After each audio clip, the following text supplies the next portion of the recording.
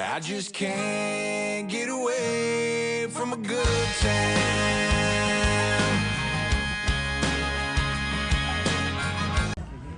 Hi, what's your name? My name is Linda. We're from Missouri. From Missouri. Right. Hi, Linda. I was just wondering, with your schedule and all the different clothing changes, do you keep track of your own schedule, or do you have an assistant that helps you to do that? Yeah. When I was 18, I left home and lost my assistant. Mom looked after me for so long. Now she will occasionally flag any mail that looks important that's come home. But no, my fiance is on a different ship now, so she's not even looking after me. Linda, it's tough, but I am. So it's all on your own. I'm a sole trader, but are you surprised I managed to get dressed in something that's mildly fashionable, clean underwear and everything? But then the next event you have to change. Yeah, I change a lot. It's all on me. My schedule is by design of our entertainment director. So there's the head of the entertainment department, this mysterious person that you may or may not be aware of, and they decide the program, what's happening. It's then my job to A, deliver it, because I'm the face and voice of their decisions, and then also to help staff it with the fun squad. So they've decided this happens, boom, boom, boom, boom, boom, and then I've just got to make it happen. It's like if anyone works in construction, someone from the managerial team say, yes, of course we'll build the building, and then the team have to go and you build it. That's where the builders. It's a great job. It is really busy. I mean, what, 5 minutes ago, Coach, I was on the Lido deck eating a guy's burger with you, and look at me, ta-da! It's impressive. Changing and making it look like you've had a shower when you haven't is a real skill. Thanks, Linda. The question is, once you become a cruise director, can you choose what ship you want to be on, or do you kind of have to start on the smaller ships first and then work your way up? Great question, and it's a mixed answer. 9 times out of 10, we are at the mercy of where the company needs us. Operational need, we'll call it. And so where they need cruise directors is where they send us. And then I guess, depending on your experience level, you may be more valuable somewhere else on one ship versus another. That's not to say any cruise director or any ship is better than the other, but what I mean is, if you've been around and you know more of the events and the programming, you're probably more suited to a longer cruise because you can stick 7 days together rather than needing just 3 or 4 days. Personal preference can be expressed, and you can always put in a request, but sometimes operational need doesn't see those requests fulfilled immediately. The team are wonderful in the office, and they do work on coaching and development. And just because someone gets the job as cruise director doesn't mean that's the destination, right?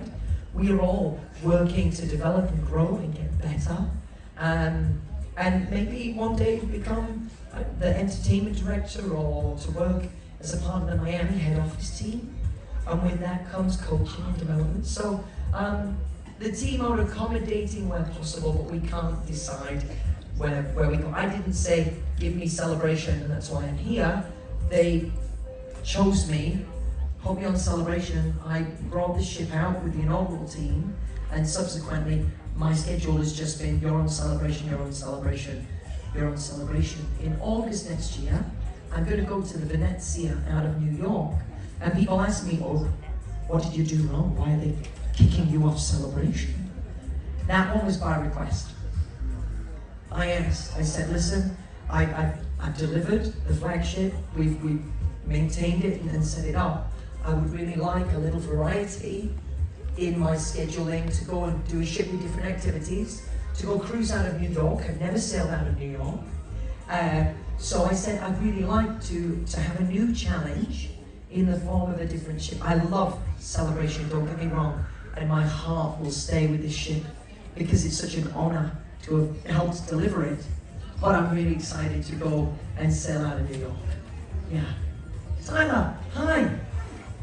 About how much do you think? Whoa. Who are you? Sorry? Gabriella. Gabrielle, nice to meet you. Where are you from? Florida. Florida. And you want to know how much sleep I get? Now, do you want to know how much actual sleep I get, or how much time I get where I could be asleep, or maybe I'm not? Actual sleep. Bedtime for me is usually around 2 a.m. And then I get up, depends on what's happening in the day. So tomorrow, the Fun Squad and I will be on the floor working from 5:45 a.m. I'm going to go to bed before 2, don't worry. Then on a day at sea, usually I'm starting work by checking emails and preparing around 9 o'clock. So that means I get up at 8:59. Because I'm a boy. No, usually like 8:45 on a sea day, and then on a port day, if the ship's getting into port at 7:15, I need to be awake at like 6:45. Well, the beautiful thing is, on a port day, even if I went to bed at 2, I wake up. One of the days this cruise, you heard that I just woke up because we did the 80s party the night before. I was like, "Good morning, everybody. Welcome to Abercove." That wasn't me whispering, that was because I left my voice on the Lido. But then I can go and have a nap. Naps are life-changing. And I know as a young person you probably don't feel the need to nap anymore, but take a look around the room at all of the other people that have been around a while. Yeah, you know naps are life-changing. So I power nap. I take little snoozes here and there, 15 minutes. I could lay down and be asleep within 5 minutes. I won't, because that would be really boring to watch, but I could do it. Thanks for the question. Hi. I'm Ava. Thank you, Ava. Where are you from? Virginia? No. Oh. I got this for Goodwill. My friend has it too. Oh, that's lovely. Okay, so where are you from? North Carolina. North Carolina. Is Raleigh your state capital? Yeah. Geography, people, I'm learning. Thank you. What's your question? What ships have you directed? Okay, let's go back and let's make this a game. If you cruised on these ships, give a little woo. Haven't even said a ship yet. Oh, okay. I started out on the Carnival Valor. Then I joined the Legend. 2 people. Okay, the Spirit. Then I went back to the Legend. Same 2 people. Okay. Then I went to the Miracle. The Sunshine, the Breeze, the Dream, the Splendor, the Glory, the Panorama, Mardi Gras, and then Celebration. Thanks for playing the game. Yeah, I don't, this is ship number 12. It's contract, I've lost count. But it's ship number 12. When I started out, in my first couple of contracts, I did 2, sometimes 3 ships in a contract. So I do 3 months on a ship, then I go somewhere else, then I go somewhere else. I was basically like the vacation guy. I wasn't on vacation, I was there so someone else could be on vacation. Which was really cool, because it meant that I got to learn a lot of different ships. And when I started, I was in Port Canaveral, then I was in Galveston, then I was in Australia, Seattle, Long Beach. So I got to learn a lot about the company, our ships, and our different home ports, which was awesome, and I think it gave me a foundation for everything I do today. So yeah. When you were 8, get a picture, get the cell phone out. When you were 8, what year was that? Work out, do the math, what year it was when you were 8, and then I'll tell you what ships it could have been. I didn't work for this company in 2015, wasn't me. Maybe it was some other guy. Okay, we'll find it out. Right, Tyler, where are we now? In the room, whereabouts are you? Right there, right in front of me. Hey guys. Hey, Tommy from Clearwater, Florida. So, you're talking a lot, right? A lot. And you have a theater background. Yes. Do you do anything for your voice? Like, what do you do for your voice to keep it going? Pray. No, vocal health and vocal stamina is something that I'm really passionate about. You've just like unearthed Pandora's box. So for me, with my background, I went to school and we did voice and speech and a little singing. So I do warm up. I start my days with a warm, steamy shower. And if any of you use your voices for presentations or Teams calls, meetings, right? Wake up in the morning and check in with your voice. Just a very gentle like, Okay, yeah, I've got it. It's Another favorite thing that I do when I'm in the shower is I buzz my lips, I trill my lips with like a brrr, or my tongue, brrr, and it takes the pressure off your voice. And if you do it strong enough, the vibration, everything around here kind of shakes and it warms all of these muscles involved in voice production. I'm not going to give you a full science breakdown of what goes on in here, but that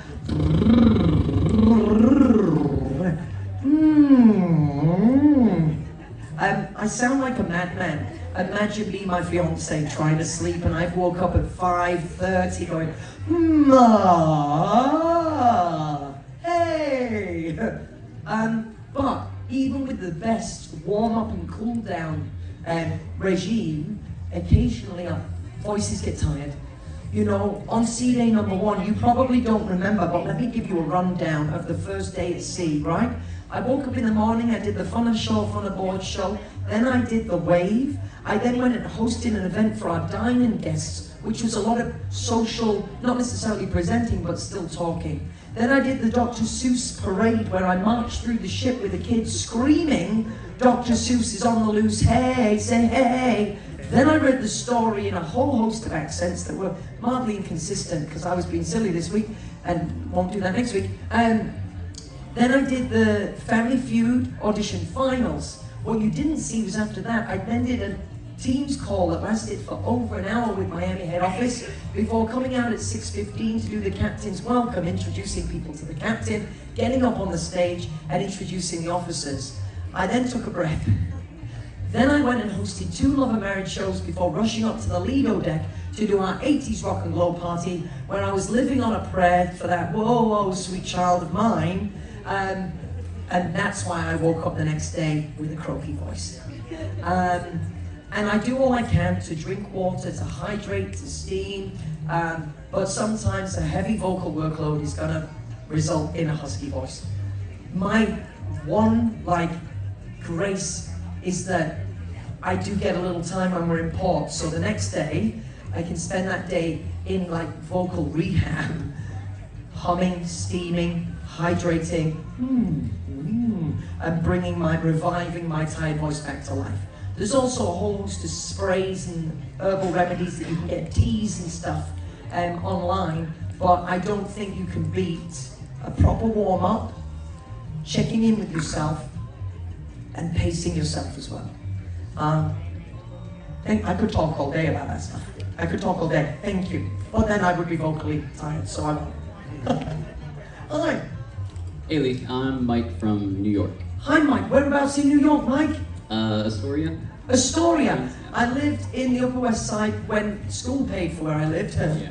And then I moved up to Harlem. I lived on 137th and Broadway, which was a long way from me. But yeah, really cool. Okay, so this is like my nightmare, so I'm a little curious. Oh gosh. How often does someone go overboard, and do you have any crazy stories regarding Yeah, situations? I'll be honest with you. In my experience, rarely. On ships that I've been on, rarely, and I'm thankful for that. It is a reality that has happened. Not really crazy story. It's sad. It's really sad when someone makes that decision. And if there is anyone here in the room that is struggling with life, just know that you're not alone, right? There are people out there that love you, even if you don't see it. And you are valuable and precious. And if you're at that point, please speak to somebody. Please speak to somebody. I watched a documentary on YouTube about the Sydney Harbour Bridge and people that choose to jump off that bridge. It was about survivors, and every single survivor said when they hit the water, they regretted their decision. And that they're grateful to still be here. Friends, please, please, please don't struggle alone.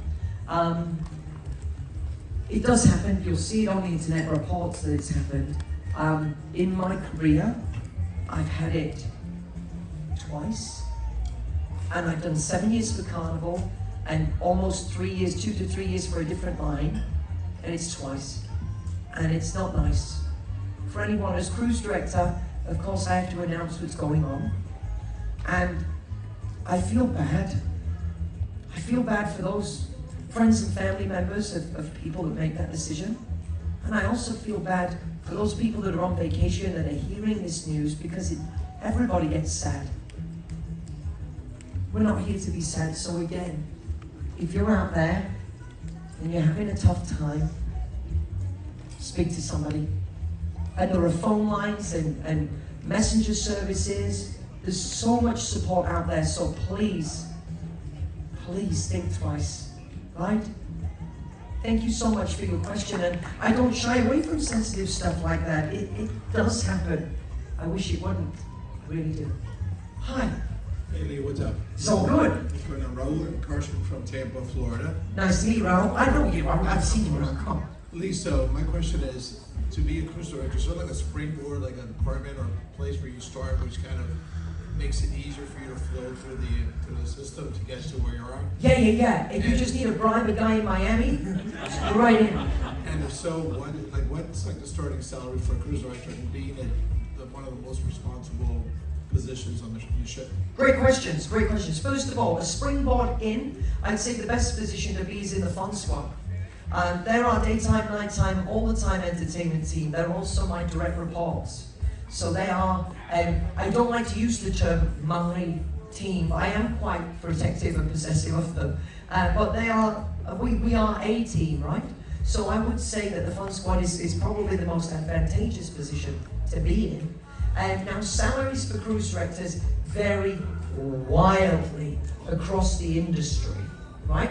Like any job, it really depends on your background, your experience, and what you're bringing to the table. If I had to give you like an average range for a start, because I don't work in HR or the hiring process here, and everyone's salary is very specific to them. But I would say as a range, you could probably expect between like $4,000 and $6,000 for the month, right? But bear in mind that people aren't paying for accommodation or electricity, water. For US citizens, they are eligible for tax, and federal tax and state tax. Internationals, it depends on their home country. But that's not bad money, I'll be honest with you. And then the longer you spend in a job, like with anything, there's the opportunity for performance bonuses or incentives. So it's a good job, right? I wouldn't be here if it wasn't worth my while, genuinely. So yeah, I mean, if you're interested, there's a website. If you want to take a look, carnivalentertainment.com, and it has all of the jobs in our entertainment department listed out with the job description and the application requirements, and also the ability to apply online. So if you're out there and you're thinking, I'd like to work on a cruise ship, come do it. Or if you've got someone in your family and you think, I'm going to tell them all about this, carnivalentertainment.com. They're always looking for people, always hiring. Sometimes people want to be hired as a cruise director, but that's really unusual. So I'd suggest an entry-level position, like in the fun squad, and work your way up. Maybe you want to be our youth director and look after the kids clubs. I'd say come in as one of the Camp Ocean staff or a team leader and work your way up. But the opportunity's out there, and this company is great about internal promotions and progression within. Raul, thanks for a great question. Hi. Larry from Texas. Larry! The Impractical Jokers has ruined your name for me forever. If you've not seen it, just type in Larry on YouTube, and I'm sure you'll see some guy from New York screaming, Larry! Anyway, hi Larry. Where are you from, did you say? Texas. Texas, yeehaw. That's what they say. My question is there any place that you would like to visit on a cruise? Any place I'd like to visit on a cruise? Yes, there is. Now, a place I'd like to visit on a cruise, unfortunately, is not somewhere where Carnival goes ever. But I'd like to see the Arctic or Antarctica. I'd love to explore down there. Or I'd really like to go to Dubai. I've been there. What I mean is I'd like to go back to Dubai. Dubai's like a city of the future. That's incredible. And just like popped up in the desert over like 30 years. It's wild. But yeah, I'd like to go on like an expedition. Go and see penguins and stuff. Yeah. Thank you for asking me about what I want. I'm here working in hospitality. It's about what you want. No, thanks, Larry. Larry! Hi. Hi, Rosemary from Missouri. Hi, Rosemary. I wanted to ask you about the security. Ask Have me. they ever had any problems on the ship where they've had to get somebody off the ship, or what do they do? Off the ship? I mean, it does happen. It's a reality, not just for Carnival, but cruise lines around. Sometimes people misbehave, right? We've got a trained security team with a backup security team, and some of these guys are from countries around the world where you probably don't want to have to be arrested by them. So don't misbehave, Rosemary.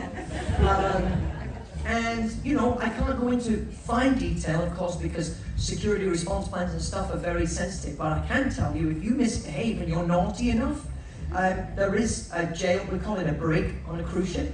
There is a brig with several cells that could be used, and ultimately, if you think that you're beyond punishment because you're on a cruise ship and on vacation, we take you back to the United States and hand you over to the authorities, if you're lucky. Sometimes we drop you off in a country that's not the United States and hand you over to their authorities. Good luck. But honestly, like, don't do it, right? You're on a cruise. This is vacation. We're here to escape all of that rubbish. We need to kick back, relax, have a good time, respect each other.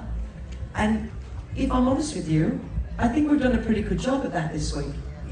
Like, getting along. 2023 isn't necessarily about being best friends. It's about tolerating each other, and I think we've done it. Maybe next year, 2024, we can work on, like, liking each other. But I don't want to rush this relationship. We'll work on tolerance first. Thank you for the question, Rosemary. But yes, we are very well staffed, very well trained. There's cameras all over this ship, so if you think Big Brother's not watching, he saw you. And ultimately, you're not above the authorities in the ports of call when we return home. Good question. All right. So, I wanted to congratulate you on your upcoming promotion from blue card to red card. Because, as you informed me, you're going to be going on a 2-week cruise of your own where you're not going to be on stage. Yeah. You're going to be on this side of the stage. So I guess the question is, as a cruiser, what type of vacation are you looking for? Is it going to be more relaxing, more fun, more party, more romantic, or a combination of all those things? And I'm going to take a cruise. Brad's right. I'm going to take a cruise to visit my fiance. She's on the Carnival Sunrise, cruising out of Miami, and I sense a silence. Yes, she is on the Carnival Sunrise. That shouldn't have been that funny, lady. But I'm going to go and visit Geraldine on the Sunrise, and it's going to be my second guest status Carnival cruise. So I graduate from having a blue cabin key to getting a red cabin key. I know one day I'll be diamond. The cruise for me, of course, is going to be very romantic because I'm going to go and see my future wife.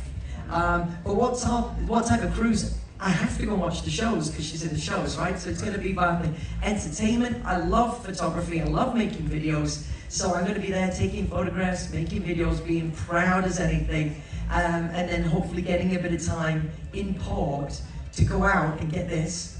I'm going to be one of the last people back to the ship. I'm not going to be a pier runner. I'm going to be back on time. But my point is, normally as crew, we have to come back in advance. because either we've got trainings to do or we've got to be out on the pier ready to welcome you back. So I get to like relax a little bit. I don't think I'm allowed the cheers package though. And I'm definitely not allowed to play bingo. Can you imagine if I won bingo? How mad would everyone be? He's a cruise director and he's won a cruise. He cruises for free. But yeah, it's gonna be a great time. I can't wait to see her. I can't wait to experience the ship as well. Has anyone been on the Sunrise out of Miami? If you go in January, you might just walk past me in my Speedo on the Lido. It says choose fun on the butt, which is a very unfortunate place for that slogan, but it's 2023, ain't nobody judging. Yeah, right, hi. Another question? Gabriella? Yes. I forgot where you were from. Florida. Florida, that was it. Clearwater? Sarasota. That was someone else. Okay, I'm getting you mixed up. I'm sorry. Tell me. So I know you were on the Mardi Gras. I was. But I was wondering if you were on there right after Chris the Flying Scotsman. I was. So I followed Chris for the longest time. Chris was on the Dream out of New Orleans, and then I went and covered for his vacation there. Then Chris was on Mardi Gras for the celebration, the 50th anniversary of his company. I was there as well, but like hiding in the shadows because he was about to take his vacation. I filled in. Then the roles reversed. And I brought this ship out, and Chris became the guy that came and covered for my vacation, which was really cool. And because I've worked with Chris the most, handing ships over to each other, I'd say he's like my best cruise director friend in this company. He's just been promoted, so he's now the fleet cruise director. He's one of 3, and they go from ship to ship to ship, and they check in with us, and they're like, hey, how's everything going? Can I help with anything? With the new cruise directors, they help to coach and train them if there's anything they need to work on. They sit down and meet with the fun squad and say, hey, what's your ambition? What you need help with? Can I help develop you? Which is really cool, but it means a couple of things. It means that we're not going to swap out anymore, and it also means I don't know what to do with all of the kilts that is left under my bed. Some people get as confused that they're like, you're the guy that wears the kilt. I'm like, no. But then I'm thinking, hang on a minute. I could be. I could wear his kilts. But yeah, I did follow Chris the Flying Scotsman on the Mardi Gras. Were you on there? We cruised together. Welcome back. I'm sorry I forgot you. There's been like 6,000 people a week every week since. I'll try better next time. Hello. Hi, Lee. I'm Shauna from San Francisco. Hi, San Francisco, Shauna. You've come a long way. Yes, I have. So my question, I'm not a cruise person that has done it a lot, but my last cruise, we waited 45 minutes for someone and to a couple. I took the pictures of the dock runner. They pulled back the bridge and everything. The person that cruises a lot, she's like, oh no, don't be late because I'm always late. So, because we're going to leave you. How long do you wait and how many times have you left people? Okay, we leave people, right? We leave. We don't leave immediately because I think people deserve a chance where we can offer it. But why do we leave people? Because we don't just think, oh, you know, they're going to learn their lesson. Because it costs money. It's like a parking meter when you park your car, right? It's a lot more expensive to have a ship in port. And the people that tie the ship up and untie the ship when we leave, they're paid, right? Their time is precious. So if we're keeping them longer, it gets more expensive. There's often a captain that joins us on board. They're called a port pilot. They know the local waters, and some ports require us to have the pilot on board the ship to sail us out through their local waters, right? That all costs money. Also, we have a whole ship of other guests that want to move on and get to their next destination. If we don't set sail, we can't open the shops. We can't open the casino, which is bad for 2 people. You as guests that want to get in there, and us as a business that want to sell you stuff, right? So for that reason, the decision is sometimes, unfortunately, made for us to set sail. It's not an easy decision because we don't want to leave people stuck. There is a port agent in our ports of call that's like our liaison. that in the unlikely event that we do have to leave, the security team, the housekeeping team, guest services team will go to the person's cabin. They'll check the safe to see if they've left a passport, IDs, credit cards, anything that could help them. And we hand it over, everything's like signed over and documented to the port agent. And then when that person eventually turns up at the pier and says, "Where's my cruise ship?" they hand them the documents and say, "In San Juan, Puerto Rico." And their option is either to fly to join us in our next port, where possible, or to fly home and have their bags FedExed to them. It's not a great way to spend your vacation, I'll be honest. And we do have people that travel with birth certificates and not passports. You need a passport if you're in a foreign country and needing to fly home. You can fly domestically in the United States on a license, right? But to fly internationally, you need a passport. So don't be that person. Make it come back to the ship on time. Don't end up on YouTube. This man is desperate to film you being left. Right. We've got time for a few more questions. Let's keep going. Hi, I'm Eddie from Dallas. And I Yeehaw. want to know, how do you go about submitting suggestions to Carnival if you see something around the ship you think needs a little improvement or would help if you improve it? Don't wait. Speak to guest services. Our guest services team are there, and feedback's important to us. So while I would love to ask you what's happening, I'm not the best person to help. I'm the smile and wave guy. Would you put me in charge of anything? So the guest services team will take your feedback gladly and document it if you would like it to be documented. And that will be passed on to the relevant managers and department heads, or even shoreside in Miami. And we'll do our best. Feedback's important. Also, after your cruise, you'll receive a survey that asks you about your experience. But please don't wait. Don't wait for that survey. Have a conversation on board, because it's so much easier for us to look you in the eye and say, "I'm really sorry about that," or "Thank you so much for bringing that to our attention. We're going to do all we can to put this right." We can't put it right if you're already at home, right? Thank you, thank you, thank you. Hi. How you doing? I'm great. I'm Mark. From the Challenge group. Yes, soberly challenged. Mm-hmm. And so I was just curious, when you are traveling and you get sick, or maybe it's motion sickness or Wow, something. thanks for wishing that on me. But when that happens, do you have like a number two or someone that like takes in, or if you were traveling, let's say 3 weeks out, that's a long time being on camera type of person. So yeah. What do you do? Do you have a number two? It's very personal to talk about number twos on stage, but in the event that I'm unable to perform my duties for whatever reason, whether I'm injured, ill, abducted by aliens, whatever it is, the fun squad would step up and step in. Now, this job is multifaceted, and each of our team members in the fun squad are working through their own career path of development, and each of them have a different level of exposure to aspects of my job, right?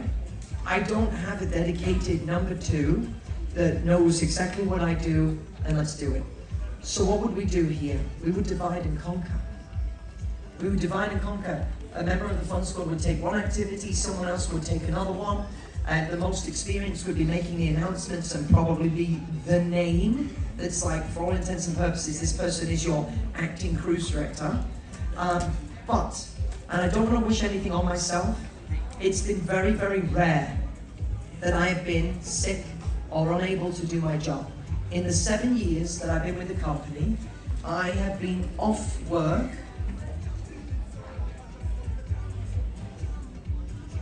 4 times. 1, because I love it, and 2, because I feel emotionally obligated to delivering my job, because it's my job, right?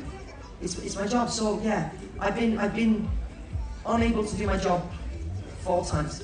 For varying lengths. Sometimes it's been a cruise that the doctor said you need to rest. Sometimes it's been a night. But yeah, 4 times. 4 times. And I'm really lucky that the team are so supportive and willing to jump in, that occasionally I've been able to manage my health, that if I've been feeling like I'm coming down with something, I've been able to say, hey, can you cover this for me, because it's one event, while I rest and hydrate and take some vitamins, I call them vitamins, but vitamins, to try and get on top of stuff. The medical team on board are great, they look after me. I'm very good friends with the staff downstairs because I'm a regular. That's a story for another time. But yeah, the fun squad would fill in. That was a very long-winded way of saying the fun squad would do it. Thanks, man. Tyler, where are we? Oh, he's running. We've got time for like 2-3 more questions. Hi, I'm Aubrey from Alaska, and I'm a teacher. I'm curious, how were you as a student? Oh my god. No, give the microphone back. How do you think I was as a student? I think you're probably inspiring for teachers to remember, for those loud kids, there's a spot for them, is my guess. Can I tell you something? I was the head boy, the head prefect for my school. Hey. I was the school ambassador and a very, very good boy. I wasn't that loud, proud class clown that I think you would associate with someone that does this job. Which explains why, for some of you, I'm incredibly boring. I try to find the balance between the fun side of this job and the professional side of this job. But in school, I wasn't a grade A student, I wasn't the most academic. I really struggled and still do find spelling challenging. But word processors are wonderful, and that little red squiggly line helps. My interests at school were the creative arts, right? Acting, music, drama. That's when I really came into it, but I respect the value of the other subjects that I was forced to study. Like geography. I had no interest in geography, and it would have served me so well doing this job now, because I've been to Alaska, which is great, but before that, I'd have been pointing like above Canada, when really you're like on the side. It's like, yeah, over there. Whereabouts in Alaska are you from? Anchorage. Anchorage! I haven't even been to Anchorage, but I did see a movie about Anchorage, that thing with the aliens. What's it called? The Fourth Kind? Don't watch it, terrifying. Oh, no thanks. Hi. I'm Camden from Illinois. Camden. There's a place in London called Camden. It's a very vibrant place. Tell me, what's your question, my friend? How do you navigate the ship? How do I navigate the ship? Yeah, good question. How do you navigate the ship? No, I've had a lot of practice, right? Are you asking about how I get around the ship, or how do we, like, navigate the ship? Navigate. The captain has got a whole load of tools on the bridge. They're not on the Lido. And he's got radar and even autopilot, like GPS, but that you can program, and it sets the ship and it follows the course. He's just got to put in the right numbers. Otherwise, we end up in Spain, which wouldn't be a bad thing. But yeah, technology is wonderful. We also have paper, charts and maps where they can plan it as well. And we have officers of the watch that are responsible for all of our navigation. Lastly, we have a fleet operations center, which is basically like the equivalent of ground control for NASA, but for our cruise ships. So they know where we are, they know where we're going, and they can help us out as well. Great question. Hi, how are you? Thank you. I'm wonderful, if I'm honest with you. I've had a great week, and I had my lunch, my belly's full. That's what I was actually about to ask you about. So we spotted you on the Lido deck, so I want to know what's your order and how was it? Guy's burger, Yeah. Chilius Maximus with extra cheese, and don't ignore your fries. I taught my friend Brad just moments ago that people go to the topping station and they put the toppings on their burger. It doesn't say burger toppings. You can put them anywhere. So what I do is I grab some jalapenos, boom, chuck them on my fries. Some onion, boom, on there. Then chipotle mayo, everywhere. Barbecue sauce, and then the smoky Tabasco. Oh, you need a fork or a shower. But the Chilius Maximus, extra cheese with messy, messy self-topped fries. I also go for a solid Arnold Palmer because the lemonade is so strong. No?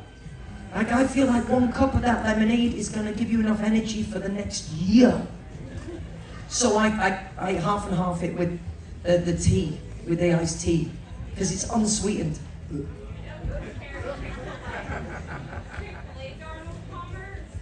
Chick-fil-A's Arnold Palmer.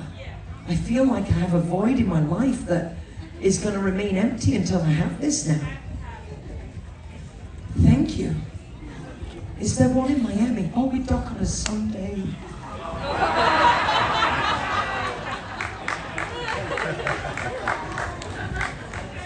How dare you? I've got something to look forward to one day. Right, Tyler. Way in the back. Last question, let's go. Hi, I'm just curious if the crew eats the same thing we eat. Yes and no.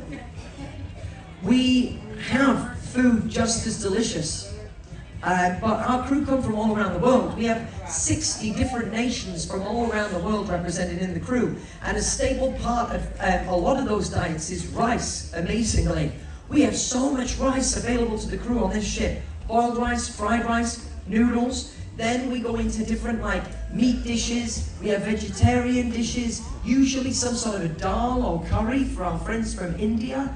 Then for our European and North American crew members, there are chickens and hot dogs and pizzas and pastas. But a lot of the crew as well also have guest area privilege. So yes, they can eat what you eat. But we also have food from all around the world. As crew, we eat very, very well, as demonstrated by my ever-expanding stomach. Some of you all complain about how good the food is because you're here for 7 days and the calories. I'm here for 4 months. The struggle is real. You've not seen me in the gym this cruise, have you? The struggle is real. Thank you for your question, and thank you to everybody that asked the question. Without you, this would have been really, really boring. So can we give all of the people that asked questions a huge round of applause? Can we also give Tyler a huge round of applause? Doing all of that hard work with that microphone. Do such an awesome job. Oh, sure. And secondly, and this one is huge, like and subscribe. Ring that notification bell so you know when this man is posting more videos. I appreciate that you so much. You're welcome. Thank you, Lee. I just can't get away from a good time.